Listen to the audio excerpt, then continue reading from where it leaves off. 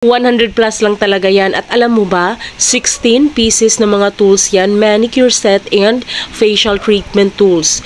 Yes, andyan na iba't ibang klase ng nail cutter. May nipper ka na, may puller ka na, may nail file. Andyan na talaga yung kailangan mo panlinis ng yung kuko, 'di ba? Or pang treatment ng yung mukha, guys. Ayan, wala ka na talagang ibang hahanapin. At wallet din po yan. Pwede mong ilagay yung cash mo. Ayan, dyan mo ilalagay at magkabilaan. Pati sa kabila, pwede mo ring lagyan. So, wallet at the same time lagayan ng mga tools. O, diba? So, ano pang hinihintay mo dyan?